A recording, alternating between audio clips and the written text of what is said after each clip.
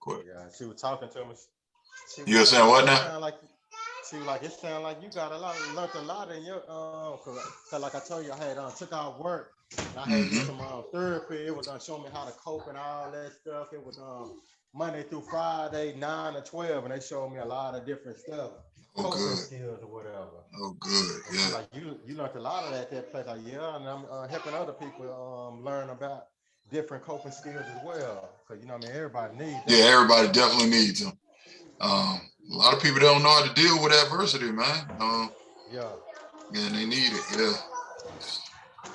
Man. Oh my goodness, bro. Like that just really brought up what's this? Let's see.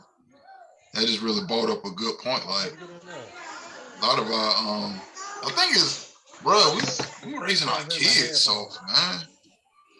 Like, and the thing is you can't even raise your kids tough no more. Like society doesn't even like if you just an average person trying to do this thing, it's very difficult. Because Yep. society does not make it easy at all. It's a lot of stuff like our parents did to us. We can't do to our kids because you'll get in trouble for it. Yeah. Man, I remember when my youngest stepson was living here with us. I was working at Coca-Cola at that time. I worked And at Coca-Cola too at a time. yeah, I was driving trucks for Coke. And so I was merchandising, truck driving merchandise. You know how that go with Coke. Yeah. So I was like, all right, I'm gonna bring him in, bring your kid to work there or whatever. Teach him about working hard. Man, so I went to HR to ask him, what's the paperwork to do that? They said they don't allow that. I said, what? I said, so Yeah, what a about? lot of. You said what? Oh no, you go ahead. I'll wait till you finish. Now I said, man, what about back in the day? She's like, yeah, man, she said, this ain't like it used to be. She said, you used to be able to bring your kids. She said, but because of safety hazards and suing and all of that, she said, you can't bring your kids to work no more, man. I was like, wow, that's crazy. Yeah. That's crazy. You can't do nothing, man. Yeah. But Oh, they do that. my oldest son, because I work for myself, I do contracting work. So whenever I go on jobs and stuff now, I take them with me. And I just make sure when I go into customers' homes, like, hey, do you mind if I bring my kid in? And nobody ever said no. So they actually love the idea that I'm bringing my son with me to, learn how to work and learn what it is that I'm doing and Yeah. stuff. And he 8, so, that helps a lot too. A lot of places don't do that like that with the truck merchandise and just say like if something happened to your son, they can't insure. Yeah, they can't issue me. Yeah. Something happened to that's why they stopped that. Yeah. Cause I worked at the Coca-Cola plant. We did the Dasani water Mm-hmm. and Smart Water. We Okay. bottled and processed it. Okay. I was a machine operator, and I became a utility where I braked everybody. I had a lot of responsibility. They would work the dog mess out of me. That brought up that made me mess with my mental state too, cause I could do everything. I could run all the machines and I could change them over and do brakes. So they don't want me to do brakes and go change over the filler room. It take 4 people to do it. It take 4 people like 4 to 5 hours. Me, I was so good at it, I could do it in an hour and a half. I get done with that. Oh, Stan, go change over the case. I gotta do my brakes still. Oh, you got it. You stand the man. And that boosts your confidence. Yeah, yeah. Virgil, I do all that stuff. I don't get no thank you, no good job. And they'll start the line up the next day. Oh, Stan, you forgot to do this and that. Yeah, y'all should have called me in to work out the kinks. Y'all know whenever the person who did the changeover, they supposed to be there to start the filler up, Yeah. to start the machines up to work out the kinks. I wasn't there to work out the kinks, so you can't blame me for something if I wasn't able to finish the changeover. The changeover, you Yeah. gotta start it up as well. And they're like, oh yeah, you right. And still don't get no thank you. Yeah. So I had to get away from that job. I worked out for 8 years dealing with that shit. They didn't want to give me no raises. Getting 35 cents here, 50 cents here. You got other people who don't show up to work and don't do no work, getting dollar raises. I'm like, nah, man. I had a homeboy there. He was there 26 years. He only made $22. He only made like 70 more cents to me. I'm like, nah, I refuse to be here. Yeah, they notorious for that. Because when I was driving trucks, man, we had people been there for 30, 40 years. And I was like, Like they'll be talking about how much they're making. I'm like, you only making like this. You've been here for 30 years and you only making that little bit amount more than me. Yeah. Can't be me. Won't let me get tricked like that, boy. And then they was doing that because it was like you beat it after a certain while, then you get like, because when I was driving trucks, they paid us on a daily rate. So you got paid a daily rate, and no matter how many hours you work, well, they paid us daily rate and they paid us what was called corrective overtime. Yeah. So they paid us a daily rate and then they paid us corrective overtime or Chinese overtime. So that used to draw the mess out of me, because it's like, if we was getting paid what we really was supposed to be getting paid for overtime, man, we would have been hitting them over the head. But they knew what they was doing. So after like maybe not a week, my bad, like 6 months, then you got like a $10 a day raise. And I'm like, what? And then if you get a route, that's another $10. I'm like, man, y'all, nah, this ain't gonna work for me, man. See, Bird, you know what, Brian, trying to cut you out, but a lot of companies don't realize when they do people like that messes with our mental state as well, because we think like, dang, I'm trying to provide for my family and y'all working us for a fraction of a penny. Y'all getting all these profits, y'all going on all these business trips, going to the Bahamas and all this off the profits. We don't get no bonuses. Yeah. You know what I mean? Yep. We didn't get no bonus at all that code. Our bonuses was our raise. You know what I mean? Yeah. You got a 50 cent. Man, that ain't number extra $20 a week. What you and then taxes. Then after taxes, out of that $20 they gonna take, what's that? They gonna take exactly. Yeah, so you ain't gonna bring home but 14 of that 20. So it's like, bro. What's good, Ty? What's going on, man? What's up? What's up? What's up, man? Bro. All right, I see you with the all white cocaine in the picture, boy. I see you. Whited out cocaine. Yeah, man. I know you gotta be up to be to working a little bit. Have you gotten any sleep at least? Nah. Hey, bro, you might want to go get you some sleep, man. Yeah, that ain't good. When I work night shift at Coke, it'll be some days I'll be up 3 days straight, because we work from 5 p.m. to 5 o'clock in the morning, and have to get the kids to school and stuff. And that light up, man, I can't go to sleep. The light, I'll probably get like an hour of sleep. I go to work, I'll be asleep on my machine. Yeah. They be calling me on the radio, Stan, why the machine down? I'm like, oh shit. I have to hurry up and get up and start the machine. Mm-hmm. Yeah, man. Yeah, that's good. I hope ain't nobody there tonight. Already. Man, bro, and you know the worst thing too about working night shift? Like, I don't know, maybe it was just me, but man, bro, I've never fantasized about sleep as much as I did. Like, I just used to be like, man, I'm gonna be in this position when I get home. I'm gonna have my leg up. I'm gonna have the fan on too. No, that's how it's been though. Ever since they put me on night shift, I've been saying I can't wait to go to sleep. Hell yeah, you just dreaming about, you just thinking about all the ways you're gonna be asleep. You get home, you don't never get no sleep. You'll never get no sleep. But have you tried like using blackout curtains or something like that? You got blackout curtains? Yeah, I got them now. I had just took some tea. I got some sleepy time tea. I just took that. Oh, no. Melatonin good too. Yeah, that melatonin. You take that. It don't work for magnesium as well. Yeah, I heard magnesium. See, the melatonin don't work on me. I never tried them magnesium. I could take three melatonins. Melatonin, man, it take me about 4 hours to go to sleep. By then, it's damn near time to wake up. Nah, yeah, you got Well, what you be doing? What were you doing? Were you still stimulated, or were you just laying in the bed?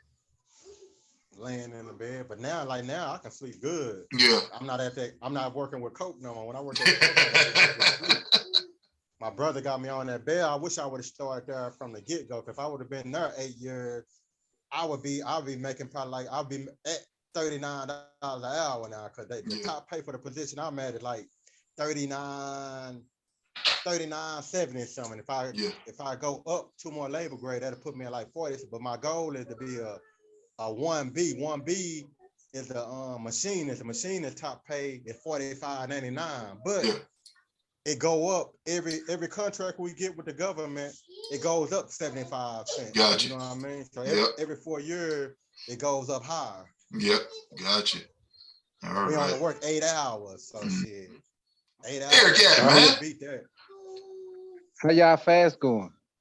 Hey man, fast going beautiful, man. Like, bro, I'm so mentally clear. Like I be telling my wife, like, and we talked about this yesterday as well. Miss Fast has allowed me to be clear, have more energy, but I had fell into the habit of taking a nap in the middle of the day. So like, bro, like my mind be trying to force my body to go to sleep, but I don't be tired.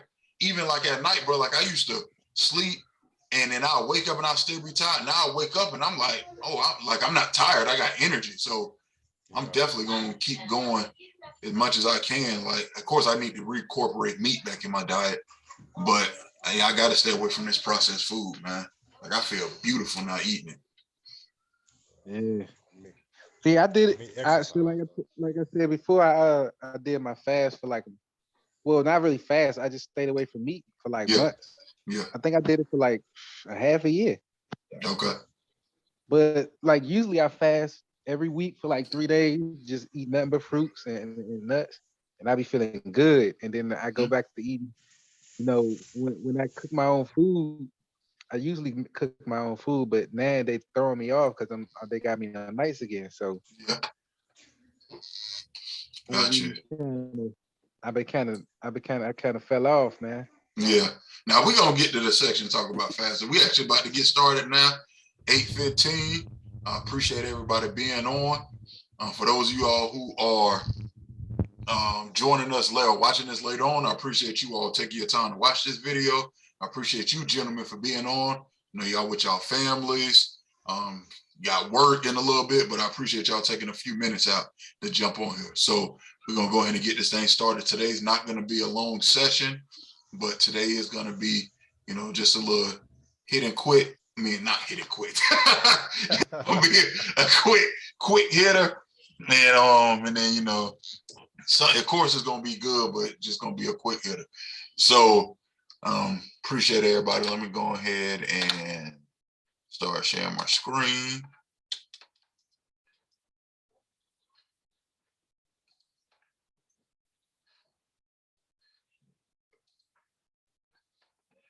Can you all see my screen? Yeah, we can see it. All right, good. All right. Now I want to let y'all know it's gonna be, you know, I'm trying to adjust here. Does it have y'all screen, this screen in front of this as well, like the views of the cameras in front of this, or is it just me? Let me move this down. There we go. All right. So I gotta adjust. I'm usually on my tablet down in my little makeshift studio in the living room that I made up. But the other day I was leaving. See, I got to get used to everything new. So the other day I was leaving a customer's house or a client's house, and I left something that I had one of her chargers in my pocket. So I went back in the house to take her back her charger because I didn't want her to think I stole her charger. And I forgot I put my tablet on top of my car before I went back in there. So I got in the car and I'm just driving up the street. And then by the time I get home, because I was way up in Marietta and I live in Stone Mountain, so it's like an hour drive. So I'm almost home and I was thinking of an idea for yesterday's session and I was going to put it in my tablet and I looked over my tablet one day and I was like, oh man. So I traced it real quick. It showed that it had died, but it showed that it was still over in Marietta. So I had to do, you know, go real quick on my wife's tablet yesterday. Her tablet died. So y'all, those of y'all who were on the call yesterday, y'all know what happened. And then we ended up getting back on my phone and whatnot. But I went back today to go see maybe my tablet on the side of the road. Maybe it bounced off the car somewhere. Where I was up on Barrett Parkway. I found a piece of tablet, maybe like a part of the keyboard, probably about this big. The rest of the tablet was in pieces all over, like just all of it down the road, just little tiny pieces. I was like, I found a little piece of the screen. It was like this much of the screen. The rest of the tablet, like somebody just blew it up. Like I couldn't even find it all. So I was like, dang. So I got to get me another tablet. So I do have to do a little bit of an adjustment. This is why, and Ty, you and I have talked about, you know, something regarding this a little bit later, a little earlier before. This is why it's important to follow the spirit, man. Like when the spirit gives you an assignment or gives you something to do, you got to follow that inclination. So maybe last week, some told me to get a webcam. And I was like, I don't really need no webcam. But I ordered the webcam because, you know, I've been trying to trust my inner instincts more. My inner instincts, the spirit, whatever we want to call it, is telling me to do something. I got to do it. And so I ordered it, and the camera just sitting there. And look, now I got my webcam because I was listening. I was obedient. Now let's just say I didn't. I wouldn't have no way to have this meeting with y'all unless I would have to do it on my phone, but that wouldn't have worked out properly because it's really hard for me to create. Like, you really can't create stuff on your phone and Canva, all this crazy stuff. It's very difficult. Meetings, I read from the phone and all of that. So it would have been very difficult to do, but I got my webcam like I was supposed to, like I was led to do a week ago. And I was able to just come in here, work on my computer, and now I'm able to have a meeting that's actually more professional. Like, I got the whole screen set up. I'm able to still see when people coming in. I don't have to randomly click back and forth. So that's why it's important to listen to that spirit when it gives you instruction, because you never know what it's setting you up for. But I want to welcome everybody to Setting Your Intention, session 13. This is session 13 of Setting Your Intentions. I appreciate everybody being here. Those of y'all who are on the call and those of y'all who are watching at a later date, I appreciate you all being here.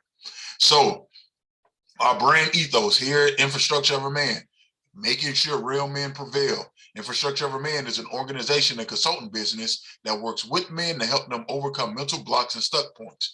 We also help men restructure their ideas as well as help them create new ideas. We work together to form a support system where men can go to be understood, supported, as well as have an accountability group that will encourage one another to achieve the goals that they have set forth for their life. Our aim is to ensure that real men prevail. So that is the ethos of our brand. Got a quote up here I want to read. Whenever you have no blueprint to tell you in detail what to do, you must work artfully. A lot of us here, we're all dealing with different struggles. We're all dealing with different quote unquote demons. We're all dealing with different issues and whatnot in our life. And a lot of us feel like, I don't know how to get through this. I don't have the tools, X, Y, Z. This is why I put this quote up here, just to remind you, like, you may not have all the answers, but that's when you have to get creative. If you may not know how to do something, then that's when you got to tap into your creative side to get done what it is that you need to get done, or to figure out the answer to the problem that you're going through at the moment. And we're going to talk about, storms and problems. That's the main thing that we're going to talk about today. But I just want to remind everybody, like, when things get difficult, figure out a creative way to get through it, because most of the time that's how you get through the things anyways, thinking outside of the box. Once you think outside of the box, it'll help you come up with that answer to overcome the obstacle that you're dealing with at that time. So a little bit about me. My name is Virgil Johnson. I'm an author, consultant, public speaker, a husband, and a father. I have 2 works published on Amazon right now: Making Your Enemy Your Footstool, How to Use the American System to Your Benefit as a Black Individual in America, and the Garden Bed of Life Journal. With that journal, I walk people through how to take their ideas from being a seed all the way up to coming to fruition by harvesting them. So if you want to purchase those works, they are on Amazon right now. So today we're going to do an open talk, and the title of the open talk is The Storm. I want to watch a clip real quick, and I want us to discuss the clip, and go through some things in regards to the clip. Derek, appreciate you being here, man. I'm acknowledging you came in, bro. Appreciate you being here. Hope everything good with you, bro. Man, appreciate it, man. Appreciate it. Things getting better. Good. All right, I'm about to play this. About to play this clip real quick.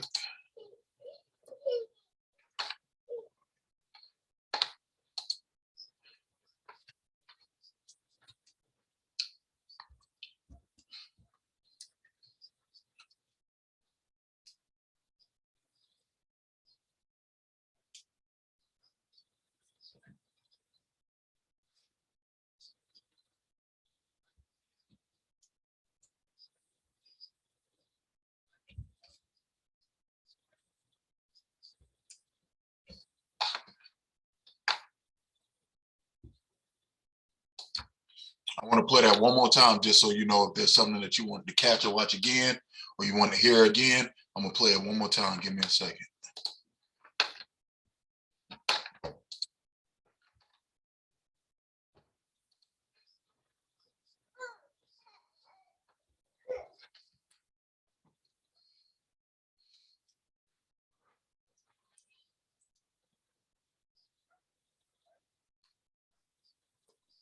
What is he saying?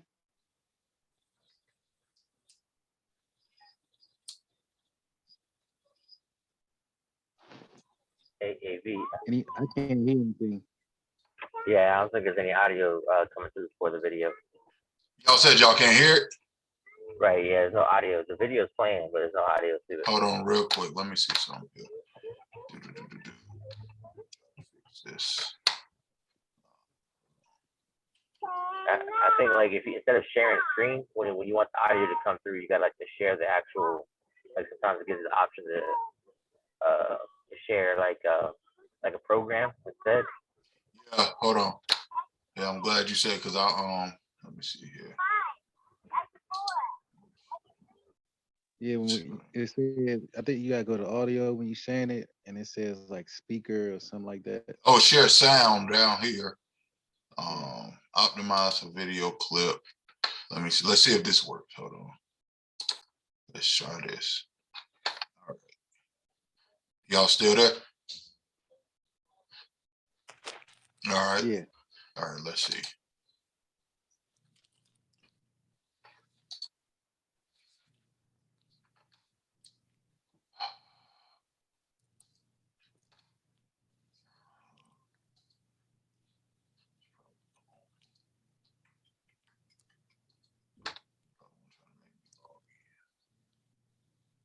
Yeah.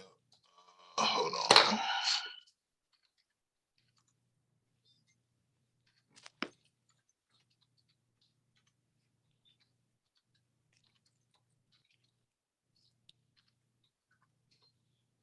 Shoot, password.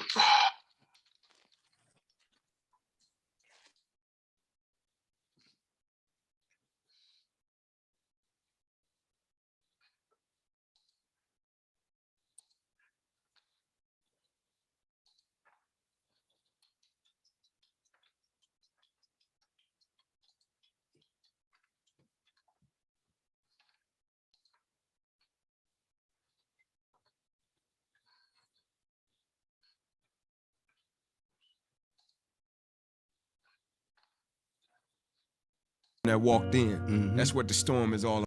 Can y'all hear now? A lot of people feel like, man, I lost it. Can y'all hear it? Yes, sir. Yes. All right. All right. Let me start it over.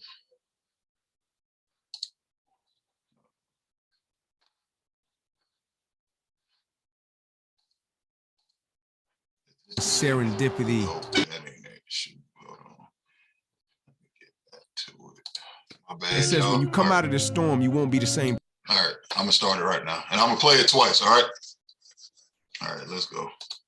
It says when you come out of the storm, you won't be the same person that walked in. That's what the storm is all about, right? Now, in the midst of the storm, a lot of people feel like, man, I lost this. I lost that, right? But when you come out of the storm, the perspective that you gain, right? The person that you have become, right? The happiness that you've gained, the joy, the peace that you've gained, right? You always gain something in spite of what you consider to be a loss. Play it one more time.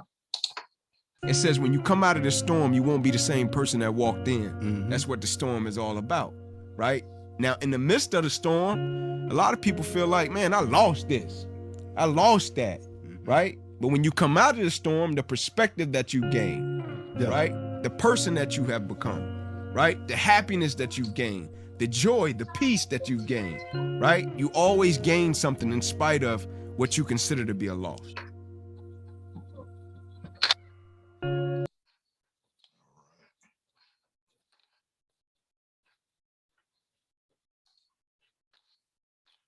All right, gentlemen. All right, so real quick, I want us to talk about that, and if you all feel comfortable, and I'm gonna start off. If you all feel comfortable, I want you all to share your greatest storm that you've been through. I'm gonna start off with mine. Just take your time, to think about it. So the question is, what is the greatest storm you've been in, and how did you get out?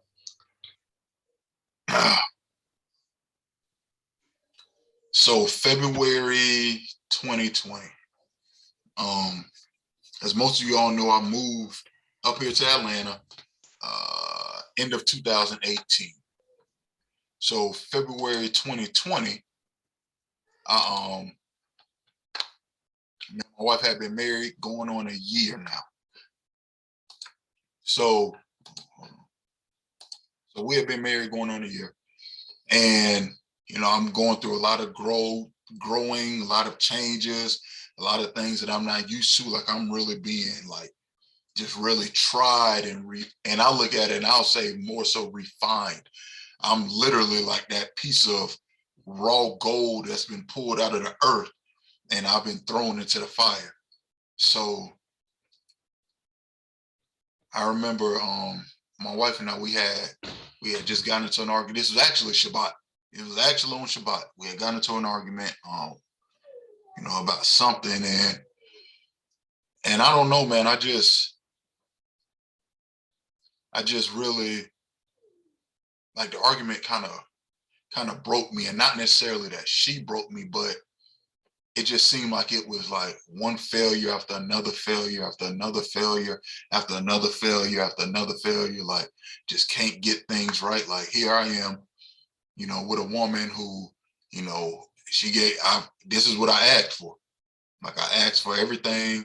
I got a woman who's faithful, who's committed, who's loyal, who has a head on the shoulders, who, walking a good path, all of these things. And here I am, I can't get it right. And like, I was like, just on top of all the other stuff that had compounded on top of me just from the failures of life, like it really, that moment broke me. And I remember just like, I was supposed to go to Shabbat service, she didn't. And I remember just uncontrollably crying all the way to Shabbat service. And I remember getting there and just being in the parking lot and just crying and like barely being able to hold it together.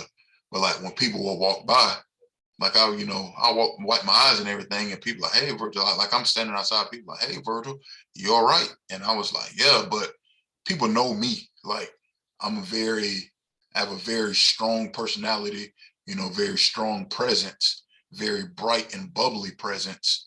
And so when that's not, being shown, people know there's something wrong. And so people could tell. And so like, I literally, like, I was like, you know what? This ain't it.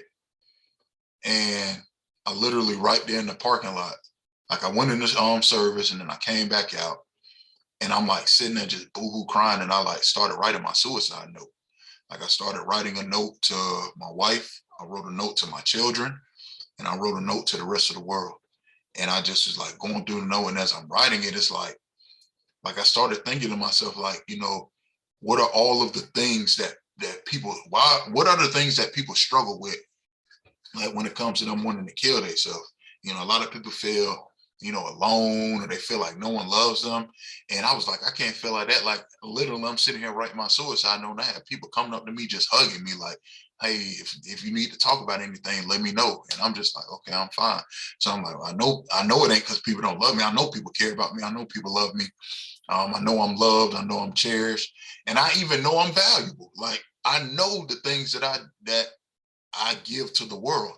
Like, I don't feel worthless as far as, I didn't feel worthless. I didn't feel like I didn't have anything to offer the world. And I was just trying to figure out, well, why am I having this feeling? And I realized, like, I realized what it is. So I'm just, uncontrollably crying. A couple of people came out and gave me some words of encouragement because they knew something was wrong with me. I wasn't talking, but they just knew I wasn't being myself. And so I remember driving home and I was like trying to figure out, how I'm going to do this, all this and that. And then I was starting thinking, I was like, should I tell my wife? I was like, nah, I ain't going to tell her. Then I would start thinking, I was like, man, that's selfish. Like, that's very selfish of me. I don't want my wife to walk in on a situation that she's unprepared for. So I got home and I said, hey, I'm going to tell you something, and I'm not telling you this for you to stop me because my mind is made up. I'm just letting you know what I'm about to do because I don't want to be selfish. And I don't want you to walk into a situation that you're unprepared for. Like, I don't want you to come home from work and you see your husband in this state and you're not prepared for it. I at least want you to be prepared. So I told her, and like, she just broke down crying, like, man, what's going on? And I remember, like, it's crazy. Like, Alex, I know you had talked about when you had the last time when you had prayed, like, that was the first time you felt like you were praying in the third person, like you was like outside of yourself. Like, I literally felt whatever it was, like it wasn't even me speaking. Like, I remember, like, I guess it was my deep subconscious coming out saying, like, and it said, and I remember saying, because I am fucked up and I don't know how to fix me. And so, like, I remember that. And I just broke down crying, and she just was crying and, was talking and, trying to talk me out of it. And I didn't want to hear it. And then she just started talking some more. And, she just really started telling me just how important I was to her and all this and that. And then, we talked, and then I felt bad because I felt like I was being selfish. Like, overall, like, I got children and all this and that, but like, I just felt like a bad dad. Like, I didn't have anything to offer my children. I didn't have much to offer my children. Just like, I really just felt like I was broken, and I had been spending the last 2 years trying to, really get everything out as far as like figuring out, okay, how can I get better in life? Like, I made these mistakes. I want to get better. I want to do better. But it's like, the more I kept going back to try to figure out how I got to where I was at, the further I had to continue to go back till I realized, no, my foundation is faulty. Like, I can't fix anything until I fix my foundation. And that's why everything has been so messed up. So eventually what I ended up doing, like, my wife, just continued to talk to me. And then I was like, all right. I said, all right, I'm not going to do it. Like, I'm not going to do it. Like, she just was, reiterating to me how much she, yes, she get upset, but, she was planning to spend the rest of her life with me and all this and that. And so what I had to realize was like, okay, I'm here, but how do I get away from here? And then I remember saying to myself, all right. And I remember making a deal with myself. I said, here's the thing about the life that I've lived. I have not done everything that I can. Like, I have not done everything that I needed to do as far as like to not be in the position that I'm in. Like, I can't give up and quit if I haven't tried everything. And I made a deal with myself. I said, what we're going to do is we're going to try everything we can. And if in our efforts, us trying everything we can doesn't work, then we got permission to check up out of here. But we're not going to leave this earth under our hands until I put forth every piece of effort that I can. Outside of that, I can't.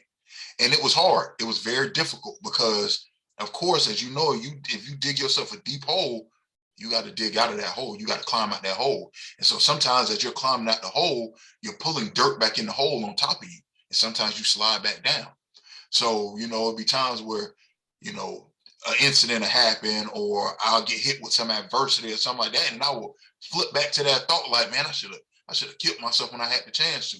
But then I would flip, no, we're not gonna think like that. We can't do that. We made a deal with ourselves. We're gonna keep pushing and keep pushing.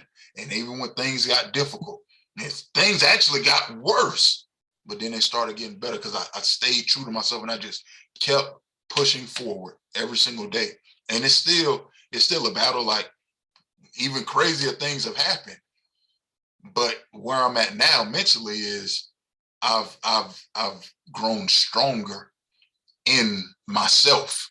I've grown stronger in my abilities. I've grown stronger in my confidence. And I've grown stronger in understanding the totality of life. It's just like playing sports. Like, you in life and you playing a sport. I'm sorry, you in a game, and you playing a game is 4 quarters. Now, you could be up by 10 points. You could be up by 20, 30 points. You up by 30 points. The other team may make a 6-point run, may make an 8-point run. They even might make an 18-point run, but you still winning. And a lot of times we get caught up in that little run that life makes against us. And we think that's the sum total of our life. And we don't look up at the scoreboard and realize, no, I'm still up by double digits. So that's what I had to do. And that's why, for those of y'all who have been on the other calls, that's why I advocate a small wins journal. Because that was another piece of thing. That was something else that I created. Like a small wins journal.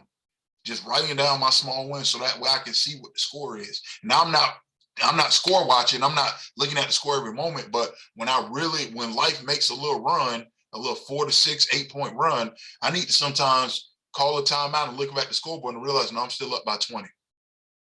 You have to sustain that run. And I actually made a video, and I'm finishing up editing it, when I'm going to put this up on the YouTube page, where I talk about that. Like, I had a coach that used to say, every team's going to make a run. When we play basketball, every team going to make a run. If you up by double digits, every team going to make a run. It's not our job to stop a team from making a run, because that's not basketball law. It's our job to stop a team. It's our job to sustain a team's run. So if a team going to 6 to 8-point run, then we have to go ahead and go on a 4 to 8-point run ourselves after that. But don't panic. Don't allow them to pull you into their frenzy. Sustain the run. Let them score their 6, 8 points, and then go back and keep doing what we were doing to get up by 20. So that's what I had to do in my life. Like, realize that's what I had to come to the realization to understand. I'm in a game. There's 4 quarters in this thing. And I'm up. And life is making a run, but it's okay. I'm still winning. I got to call a timeout, get back to the game plan, and then lock back in so I can keep playing. So that's my story on what was my greatest storm that I've been in and how did I get out. Is there anybody that want to share their story next? I can share if nobody else don't want to go. Yeah, you can go next, bro. I had some similar stuff. I had a bunch of stuff that, which I had took off work. I had to check into, did some little therapy or whatever. I had a bunch of random thoughts going on. I'm having problems with my wife and stuff. Thinking, maybe it was all her and all that. Then, going to that therapy helped me realize there was a lot of, childhood traumas and stuff that I had going on that that affected me. Like when I was my dad, December the 19th.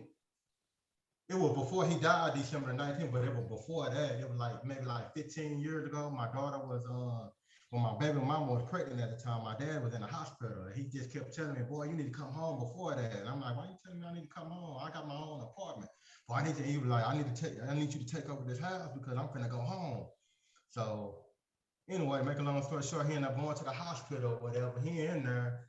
He just losing all his weight. So I go and I took out work from there. I'm doing FMLA. I was working at GameStop. So I go one day and the doctor and she's like, I need to step you outside. We need to step outside and talk. I'm like, all right. So we step outside, we talk.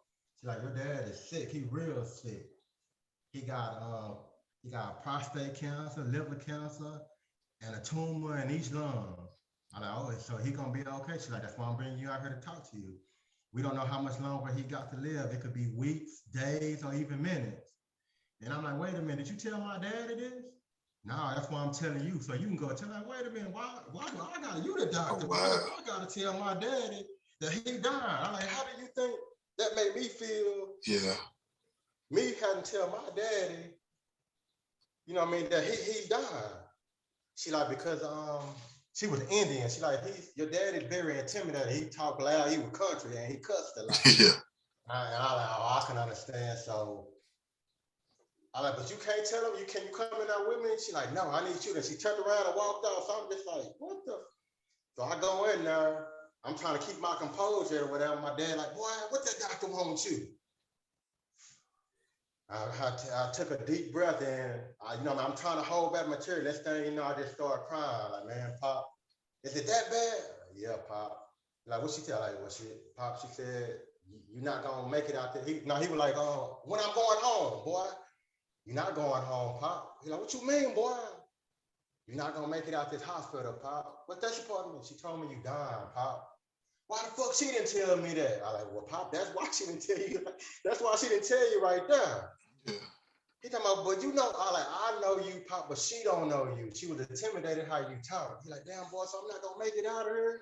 First day I see my daddy cried out. I held all that stuff in for so many years. And then, it affected me, my marriage as well, because, thinking about stuff like during a holiday, Christmas, and he died December 19th, Thanksgiving, Christmas, and then his birthday was February 28th. So all through then, I had to be down and out. I wouldn't talk to her about the things because, I had all this in me or whatever. Then, it affected the marriage. Also, it was other stuff affected it. Then I went to that counseling because I was at the part where, I'm tired of all this stuff. I want to, get away from all this stuff, It's too much stuff. And then, everything that's going on in the world too, you can every time you turn up something bad on the TV, you can't, it's like you can't run from the negative stuff. And then, my marriage was going down. So I like, man, I don't want to kill myself. So let me go to this therapist. So I went to that therapist. And it was 9 and 12, and and they helped me with coping skills. They helped me see that, a lot of other childhood trauma from when I was a kid that affected, caused and affect my marriage and all that. That caused me not to listen to her and tell her all my stuff because I felt like I was unloved. I felt loneliness. I felt like I was unworthy of it or whatever. It affected my marriage or whatever. And I did all that therapy and stuff. And then, I just recently, rekindled with my wife and we gonna make it work and stuff. And then this therapy I'm doing with y'all, this is happening. And then, I got a therapist, which I told you earlier that I got on the phone with, and she like, you learned a lot of stuff. Like, yeah, I learned and I want to use it. But we gotta realize something, Virgil. Whenever my homeboy told me this, and he right, what comes after every storm, bro? Sunlight. Huh? Sunlight. No, a rainbow, a beautiful rainbow. Oh, yeah. Yeah, so you gotta realize, after every storm, it's gonna be a beautiful rainbow. So yes, sir. It's gonna be something beautiful that come out of it. So the best thing for us to do is not look in that rearview mirror, because you're looking in that rearview mirror, you can't drive and look in that rearview mirror. You drive and look in that rearview mirror, what's gonna happen? You're gonna crash. Exactly. Yes, sir. So you keep living in the back. So you need to not look in the back and look in the windshield and just worry about a brighter future. Yes, Leave sir. all that stuff back there. I mean, it's gonna be on you. The best thing to do is, like, if you got something on you, bro. We call it shadow work in therapy. Sitting in a dirty diaper. So you sit in it, you process it, and then you get out of it. That's gonna help you get over it. The same thing like when you were talking about with fear. Once you get it and process it, and you get that knowledge of it, you're gonna know how to get past it. Yes, sir. So you can't just sit in it. You know what I mean? Sir. Sometimes you gotta sit in it and process it and then get out of it. But you can't just close it, put it in the box and like, okay, forget about this. Because if you forget about it, it's gonna come hit you and it's gonna mess up a lot of stuff in your life. Yes, sir. Yeah. That's and all I had, bro. Hey, man, I appreciate you sharing your story, man. And it's two scriptures that come to my mind when you was telling that, that example of the review mirror. And the first one is the story of Lot's wife. Like the Most High said, once y'all leave, don't look back. So once you're leaving out of a troubled situation in your life, if you look back, what happened when Lot's wife looked back? She got turned to a pillar of salt. So we put that in our life, like maybe we're not going to physically get turned to a pillar of salt, but if I'm imagining a pillar of salt, what I'm imagining is something that's stuck still and is not moving. So whenever you start looking back at the stuff that you've been through, it causes you to stay still. It causes you to be paralyzed in that moment, and you can't move forward. You can't leave it. You can't leave that dangerous situation. So you can't look back. You got to keep walking forward. And then the second one is the parable, the sword, not the sword's parable.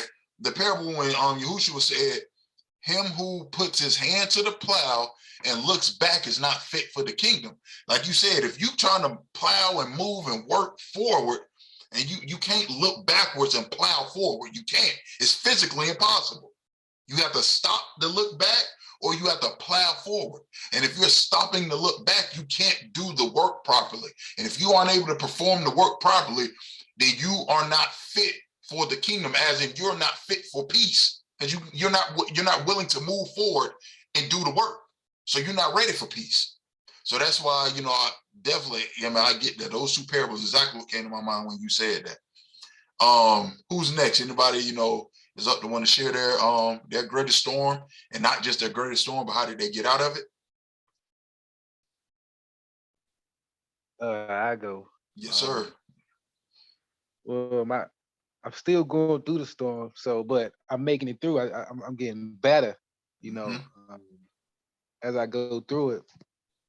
Especially me learning scripture and just talking to you, talking to keeping the Shabbat and just listening to the scripture, listening to medicine and stuff like that. Just doing my own due diligence. But I think a lot of the things that I was going through, is me coming into a lot of truth and knowledge, and me being like, I guess you can call it a black sheep. Yeah. And it's like me coming into the knowledge of a lot of things and what is, I came into it so fast it became overwhelming. When you come into certain things, you just want to tell everybody, let them know, everybody looking at you like you I won't say crazy, but just, I don't know, crazy, I guess. Yeah. But I'm just like, nah, you just don't get it. Look, you just showing this, you showing that. And then, the more I was learning and I was going through it, I had to start changing my lifestyle. Yeah. I used to go to Juicy Crab every Sabbath. I just had to start changing it, and I guess it became overwhelming to my wife. And one day she told me, I'm gonna live my life the way I want to live. And I looked at her, I said, you can do that, but there's gonna be consequences to it. I said, I told her a few things, but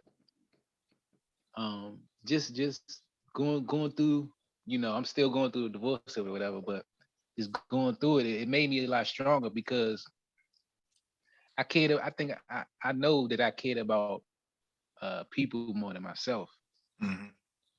Meaning like, yeah, you care about other people, but I didn't look out for myself first. Yeah. I didn't care about my own salvation. I cared about everybody other than mine. So I was sinning, just out of me caring about the people more than myself. Yeah. And the more I learned, the more I read scripture, it just helped. Scripture really helped me. But I'm making it through the storm. I ain't out of it yet, but I learned a lot. I'm learning a lot, and I really learned that the Most High's timing, it really is perfect, because when I felt like I was in my last and I ain't had no way out, I got of it. On my last leg so many times. I was on my last leg and I made it through.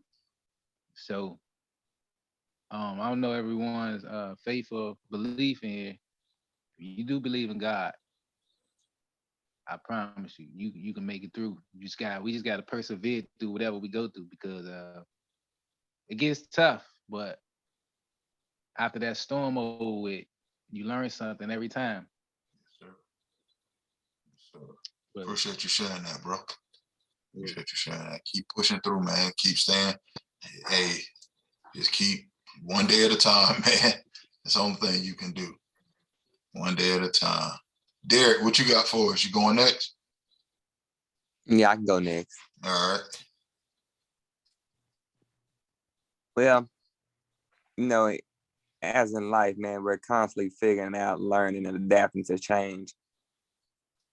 And with all honesty, man, my truest storm is like currently right now because I'm getting hit with everything that I haven't dealt with, everything that I done pushed under the rug, everything that I compartmentalized. It's all hitting me at once. You know, like we mentioned in the previous sessions, you know I missed a few. With the adversity, you know, using the adversity to fuel from it, turning opposition to opportunity, you know. Cause now like I got married, you know, I went into a marriage, you know, it was moving fast. You know, I went into the marriage not fully healed from what I had going on. And that's one thing about when you get married, you're constantly healing throughout life. And when I got married, I went to my in-law house. I definitely learned from that. And that's what I'm still, my story is not fully written, you know, and it's constantly a everlasting journey until it's my time when God plucks my flower. But with my marriage, you know, like healing with my mother and my father, giving them grace, you know, forgiving myself in order to forgive them, you know, accepting and adjusting to the cards that I was dealt with, even though I didn't choose a lot of them. Yeah. But just to adjust and adapt, you know, like creating my own reality, changing the timeline, like healing my inner child within, you know. So like one of the biggest thorn, like I done been in relationships, you know, I done been through, you know, like heart, because I have a heart, you know, a huge heart. At times I got upset, like that why I love like this, why my heart like this, why I'm so compassionate, you know. Yes, sir. But then I realized like that's who I am. Like God made me who I am for a reason, you know. And man, I had to realize like to see what I was saying, you know, you gotta believe in God, you know, have faith, you know, you gotta make that choice to have faith, because faith is a choice. Then it becomes a feeling when you make that choice. And that's how we can weather through the storm, man. I'm always hearing about the ox. The ox didn't just stay. It kept going, put its head down, and kept going through the storm, just like what Stan said with the rainbow. You know, that's powerful, you know. Sure. Because like the storm in right now, like it's just everything all at once, man. And I had tears of joy the other day, you know, because this time, like I was listening to Jim Jones. He said my mentor is my mistakes that I made. Because see, you know, we're all a child of the Most High, man. Each one of us will have our own gifts on this call. You know, our only challenge is our inner self, you know. Nobody greater than, less than the next person. You know, just like this fellowship right now, as infrastructure of a man is gonna prosper, you know, it's gonna reach thousands. You know, speaking it to the universe right now. Sir. Yes, sir. Because a lot of us men, I heard like the struggle of being a man, you know, that's a storm within itself. Yes. Yes, sir. You know, it just I've been learning so much in this transition, you know, this isolation, you know, I didn't accept it at first because it was unknown to me, been through it. Yeah. You know, like we always hear all the time, no test, no testimony. Yes. So how can we help another brother get through and grow through what they're going through if they don't have that shoulder to lean on?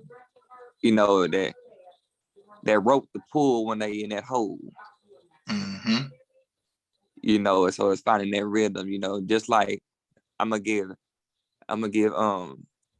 Stan his flowers today. You know, we was at work earlier, man, and you know, we've been talking about the push-ups, you know, you say Stan, make sure y'all hold each other accountable. Did call, you know. This whole week, man, we've been hitting them push-ups. And this other guy at work, man, this man, he 350, man. You know, Stan on thought he could do one push-up. By the therapy, he's already going. Plus the fellowship that we have right now. Yeah. It done led him to be a light in somebody else's life. Yes, sir. To inspire him, you know, to help them grow. And that man did 10 push-ups. And he 350 version. Yeah. At work, the other brother, he did 11 push-ups. See, sometimes like we need that just that little push to press on. Yes, sir. That accountability partner, man. Yes, sir. Hey, I wanna read Genesis 15 real quick. A few verses in it, and Alex, we'll get to you. Genesis 15, starting at verse 1, and it says, after these things, the word of the Most High came to Abram in a vision, saying, fear not, Abram, I am your shield and your exceeding great reward. And Abraham said, Yah Elohim, what will you give me, seeing I go childless, and the steward of my house is Eleazar of Damascus? And Abram said, behold, to me, thou have given no seed, and lo, one born in my house is mine heir. And behold, the word of Yah came unto him, saying, this shall not be your heir, but he that come forth out of thy own bowels shall be your heir. And he brought him forth a bride and said, look now toward heaven and tell the stars, that if thou be able to number them. And he said unto them, so shall thy seed be. And he believed in Yah, and he counted to him for it, and it was counted to him for his righteousness. And he said unto him, I am Yah that bring you out of Ur, out of Chaldea, to give thee the land to inherit it. And he said, Yah Elohim, whereby shall I know that I shall inherit it? And he said unto him, take me a heifer of 3 years old, and a she-goat of 3 years old, and a male ram of 3 years old, and a turtle dove and a young pigeon. And he took unto him all these things, and divided them in the midst, and laid each piece one against another. But the birds divided him not.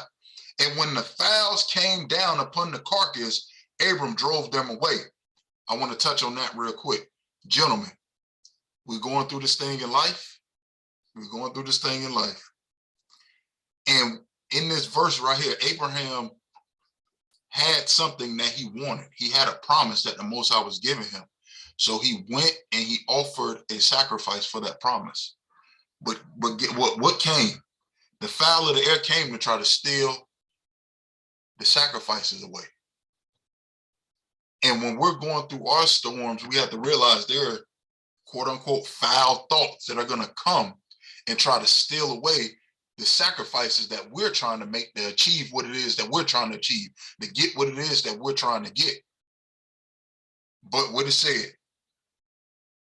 right here that Abraham, the fowls came, and Abram drove them away. So, gentlemen, we have to do that. We got to drive these things away. Like Ty, Derek, I know y'all going through some very heavy stuff.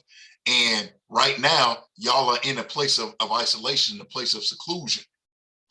That seclusion is your sacrifice. As y'all continue to push forward, and y'all will continue to push forward, anything that comes to steal that sacrifice away, you have to drive it away.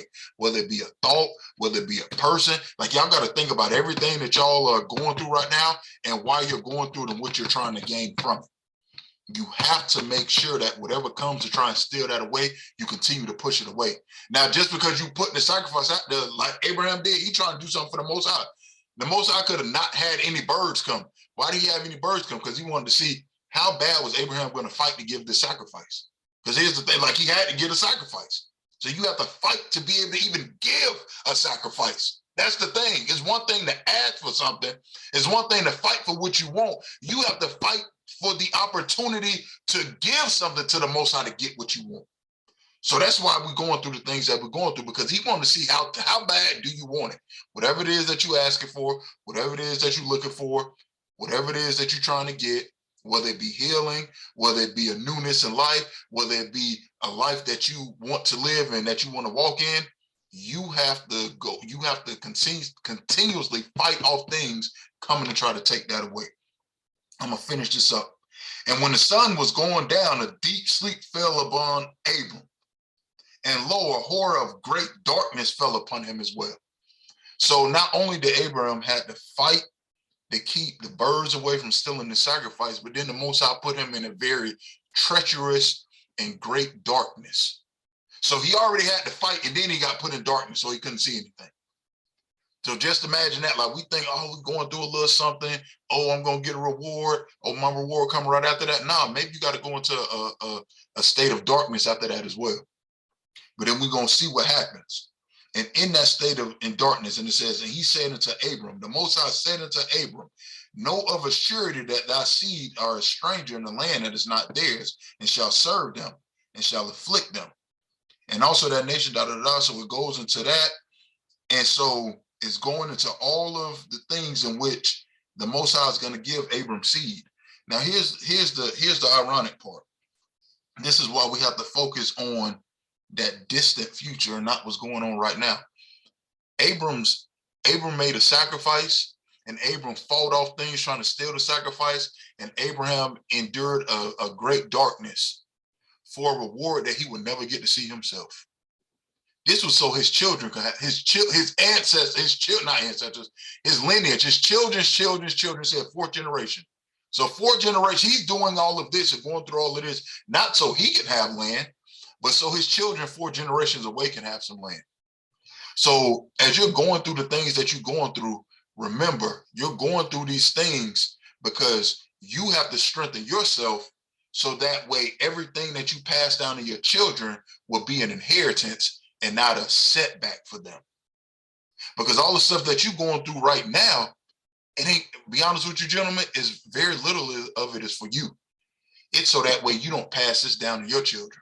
Like, you don't want to pass down this hurt. You don't want to pass down these childhood traumas. You don't want to pass down these negative characteristics. You don't want to pass down, having houses out of order. You don't want to pass down not being able to properly provide and showing your children how to provide. No, you want to pass down great things to your children. So you have to go through these sacrifices right now, so that way they can flourish better later. So I want y'all to remember that, like, these things, even these storms that you're going through, these storms are not even for you. This is to strengthen your DNA, so that way everything that comes after you will be able to do it. Y'all think we'll be able to go through the stuff that we're going through right now if our ancestors hadn't went through it? Our ancestors encoded something in our DNA that allowed us to be as strong as we are now, as strong as we are right now. You got to think, it's some people who did give up and quit. Yeah, it was hard. Knowing what they was going through, it was hard. And I don't fault them at all. But for those that didn't give up and quit, that's how we got here now. So we got to remember that these things are not just for ourselves, but for those coming after us as well, so they can have the strength within them to keep going. Alex, you got you mind sharing your story? Or Ty, you got something? I wanted to ask him when Dirk, right? Dirk was talking. Yeah. He put something in my mind. A lot of things, a lot of problems that I'm bringing to myself now because I'm allowing this storm to beat me up sometimes. Some days I'm good, some days I'm not. But a lot of my issues come from me procrastinating, right? I procrastinate on a lot of things that I need to do, a lot of things that I need to get done. And then when I bring it to my mind that I need to get them done, it got worse, Yeah. I made the situation worse because I'm allowing the pain that I'm going through to get to me instead of just getting it done, knock it out and get it out the way and push forward. And a lot of times the Most High put us into isolation. There was a scripture I was thinking about, but the Most High put us into isolation so he can break us down, break us all the way down until we call out for him and he gonna pick up them right pieces. He gonna lay them pieces that was our procrastination, our anger, our whatever those pieces were that was holding us back. He gonna leave them on the ground and then pick up the right ones and make us whole again. Yes, sir. The right way. Yes, sir. Yes, sir. That's good, man. And also, brother, like we had talked about, embracing them every moment, bro, and just being present. We that's something that I've definitely been like dissecting this whole 2 weeks, man. Just being present, man, embrace, because like our life is like a vapor, man. One day we're here, the next day we can be gone. Yes, sir. Yes, sir. We don't know the time, the hour, when. Yes, sir. When it's our time, that's why we got to live it, cherish the day. And I ain't talking about Sade. I'm talking about cherish the day. Yes, sir. We had to, man, just be obedient, man, and just like it's this quote. My mama Pam had her son always, like her biological son, always kept on his desk. Make today so awesome that yesterday gets jealous. Yeah. That's the present moment, man. Yeah, that's good, bro. Alex, you want to share something? I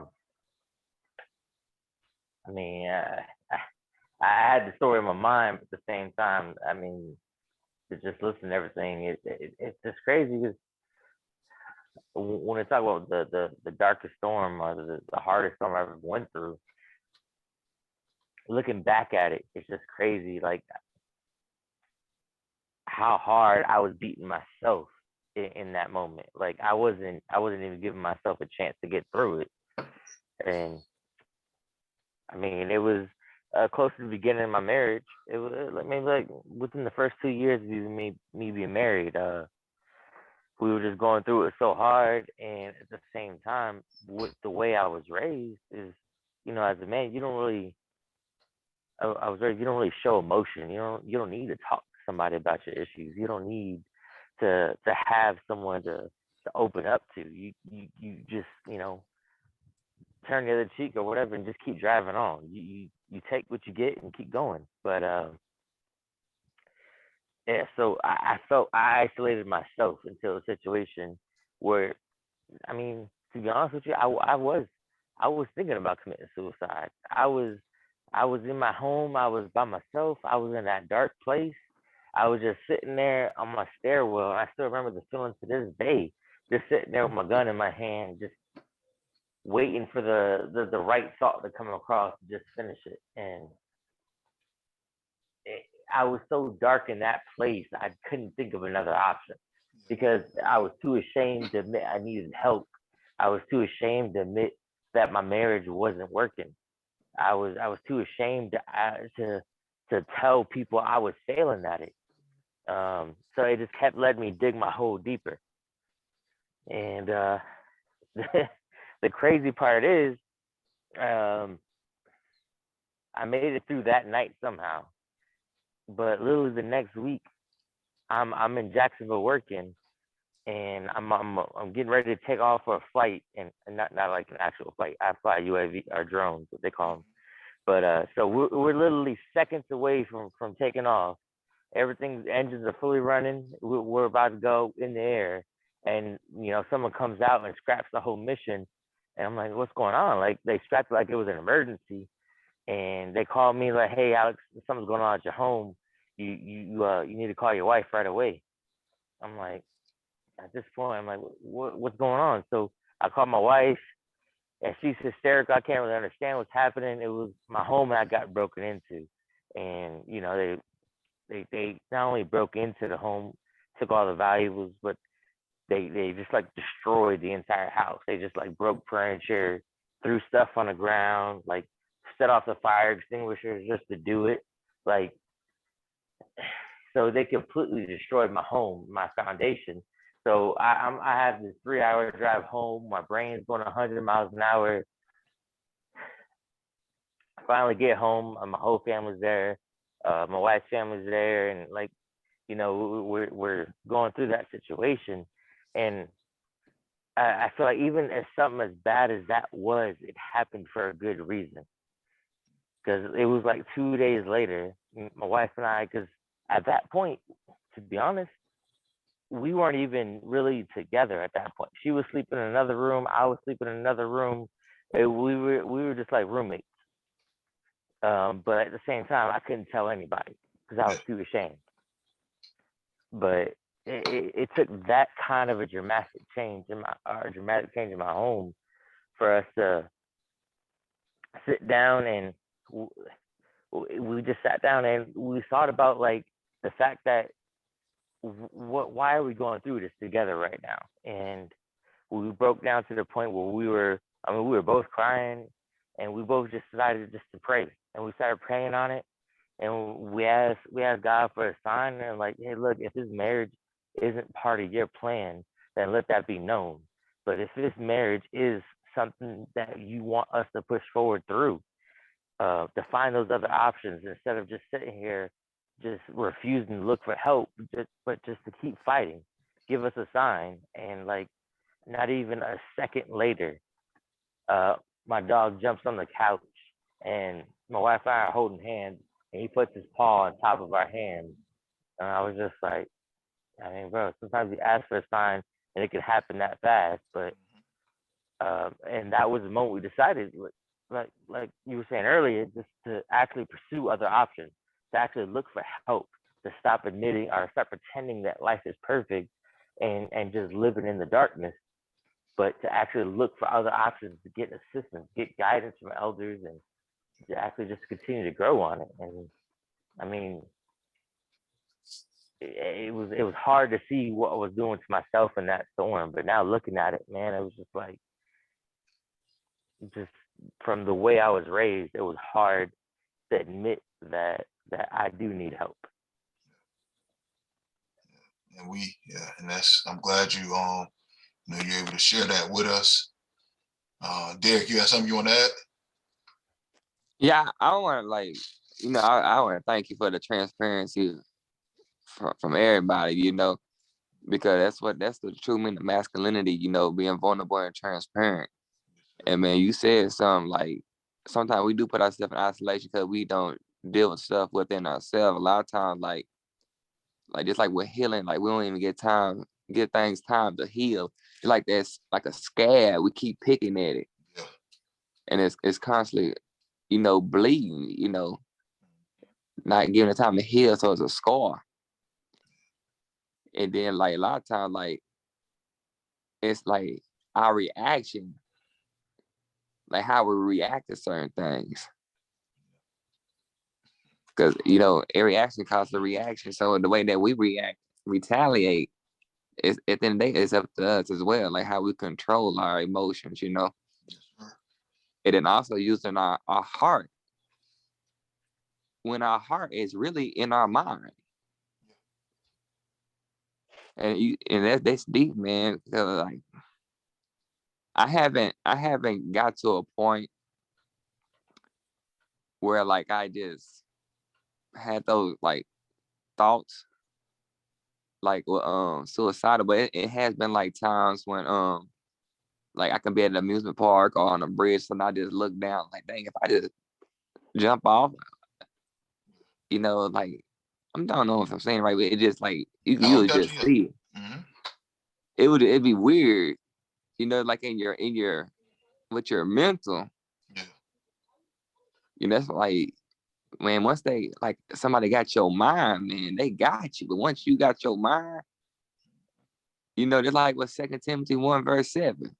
For God had not given us the spirit of fear, but of power, of love, and a sound mind. Yes, sir. Yes, sir. Right. And yeah, it's deep, man, because man, like as we in the storm, man, the mist.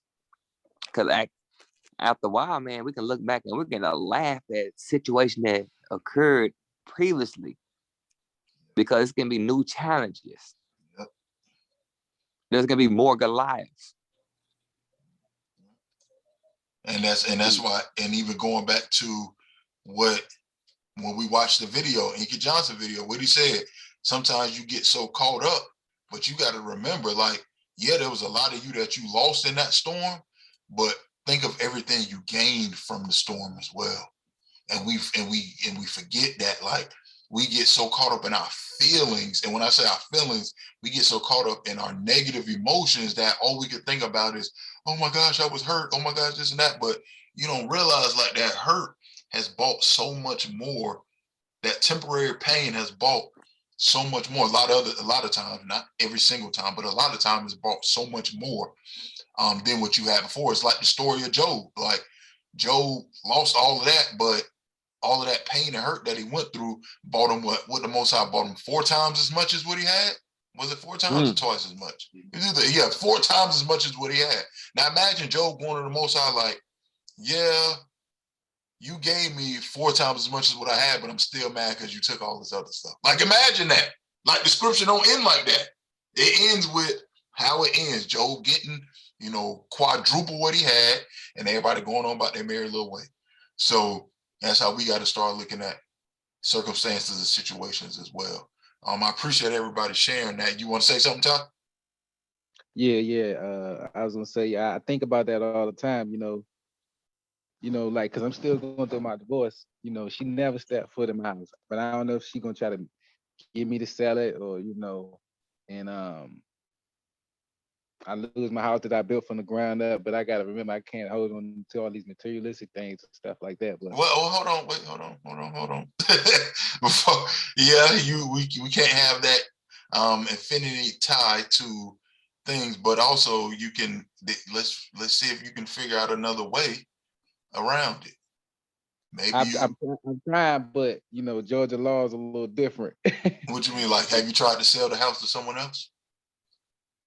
No, not yet. And when I say, like, let's just say, or sign the deed over the house to maybe your mom, or maybe your mom starts an LLC and you sign the deed over to that LLC, or you got a friend who has an LLC and you sign the deed over to him until your marriage is over with, and then you get it back.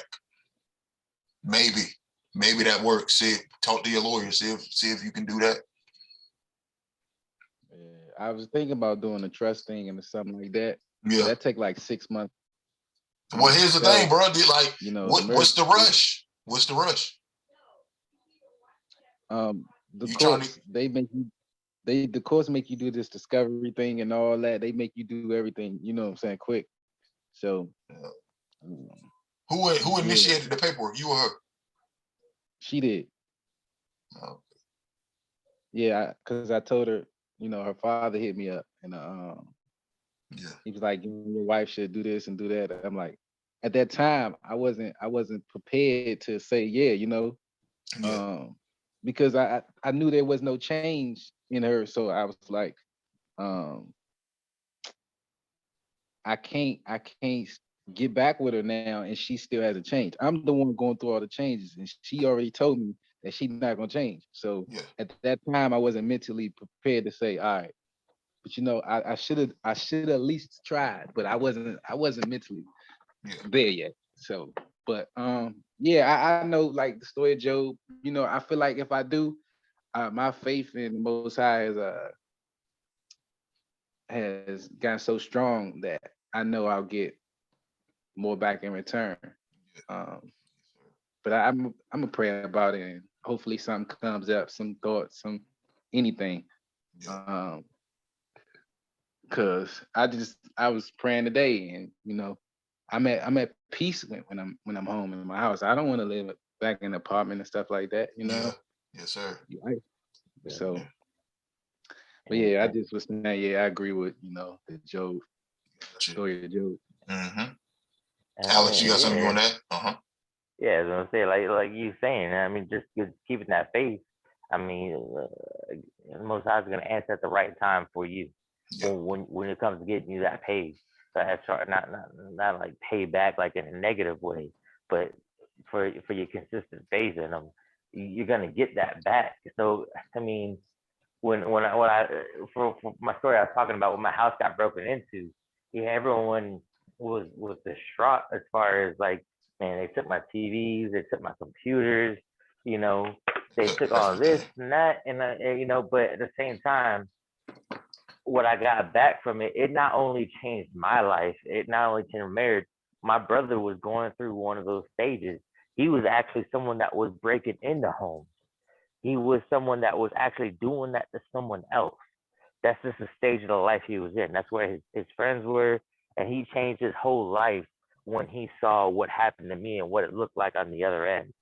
Because my wife came was Wow. the first one to come into the home and see it like vandalized the way it was. She took off running.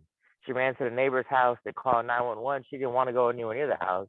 My dad and my brother showed up right away because they didn't live far away, but they showed up. So they were the first ones there before the police showed up. And he got to see what it looks like when someone just takes everything. And you know how hard I worked for what we had in our home. Yeah. So I mean, the way I get that, there's different kinds of rewards. So I look at it as, yeah, stuff got taken from me, but at the same time, who knows how much of a blessing it was for my brother to change his life out just watching what happened on that day. And I mean, the materialistic things, I can't remember what they were that got taken at this point in my life. So it, it, yeah, I Yeah, I feel like I agree. already got paid back. Go ahead. Yeah, I agree. You know how you said multiple things happen. You know, your wife, started, working it out and stuff. I think that with my situation, I mean, multiple things happen, and I've got closer to the Most High. I in this whole time I got in the car accident. I had a fire while all this happening in the past year. But out of all those things, I was, praying if I should buy a new car. Now I bought a new car. I got my house built, and in the storm, the Most High blessed me with everything I was praying for, because I was praying for these things because I wanted to make certain moves in my life, because I knew what was coming. I knew inflation was coming. I knew everything that's happening now. I already knew about it. I didn't know when to make the move that I need to make to protect my family. Yeah. But the Most High showed me that, I was going to be continued. I used to pray like, should I divorce or should I do this? And I see that I was going to continue to work by myself, because in us going through what we're going through now, she still hasn't changed. She's still stubborn. She still doesn't care about what's really going on in the real world, or getting to know the Most High, stuff like that. So it's just like everything happened for a reason. It was a blessing. And I'm going through the storm right now, but I'm actually becoming a better person, and knowing myself and getting closer to the Most High. And that's what I wanted. Mm-hmm. Good, y'all. All right, we're gonna move forward. I appreciate everyone sharing their stories. I appreciate everybody sharing where they at. We talked about the fast a little bit at the beginning of the call. Ty, I know you said you fast, every week. I know Alex, I know you continuing on your fast and how it's helping you. I'm continuing on in my fast, just giving me a consistent clarity of mind, and taking away my drowsiness, my tiredness, and it's giving me a fire. And my therapist said that today. She said, "You just seem like you got more of a fire." Yeah, like I think that's part of it, what I'm putting in my body. So yeah, that's that. That's that. I'm gonna move forward. We're gonna read a little bit of letter 7. I'm probably gonna read like 2 pages of it, because it's getting running late. So I'm gonna read about 2 pages of it, and we're gonna get on up out of here. All right, letter 7. Tools of choice. Education. Tools of choice, educating and money making. Knowledge is the best weapon to combat any war right now. Knowledge is the best weapon to combat any war right now. Everything is moving toward being a mental war. You have to feed your mind and stockpile your ammo for this mental war. School is the start. David Banner. That was a quote from David Banner. Dear young brother, I just finished reading your last letter. You said you wanted to talk about money. Now you are frustrated you don't have any right now. But before we talk about money, I want to give you some props. You must have clearly understood me in the last letter saying words have power. So don't think I didn't notice what you said. I don't have any money right now, as opposed to just saying I don't have any money. Your use of the words right now shows that you see this as a temporary condition, and you are choosing your language to reflect that. Excellent, my brother. Now let's talk about money. No doubt money is one of the most powerful tools available in this lifetime, but that's all it is, a tool. It is a tool that gives you choice. How does education relate to that? Education is just like money. It is a tool that also buys you choices. On a real level, education and money are the same currency in the world. They're both tools that buy and afford you choices. Do you see how much money and education relate? The more you learn and the more valuable you become, and the more you can maneuver in this world, whether it's job, travel, or connections. It's the same with money. I'm gonna stop right there. I don't want to get too deep in it. We're gonna read this thing tomorrow. We're gonna continue on tomorrow, but I appreciate you all being on the call. Appreciate you all being here on this day 13. Tomorrow, day 14. After tomorrow, we got what? No, tomorrow's day 13 for the fast. Today's day 12 of the fast. So we coming up to the end of this fast, gentlemen. So just keep pushing it out. Just keep pushing it on out, gentlemen. I appreciate all of y'all. Y'all have a beautiful evening. All right. Yes, sir. I gotta All get right, ready. take it easy. Yes, sir. You said what time? I gotta get ready to get on up out of here. Hey man, hey, look, bro. Get you go get you 2 5-hour energy drinks. Drink one when you get there, and then another one around 4 o'clock. That's what you might have to do, bro. Yeah, but I'm about to fast though. I don't like to put all that in my body. Oh yeah, I got you. Yeah, bro. I'm gonna just go and fight it out. You know what I'm saying? Yeah. All right, then, bro. I appreciate you, man. We'll see you later. We on tomorrow, right? Yes, sir. Every day. All right. All right, shalom. So.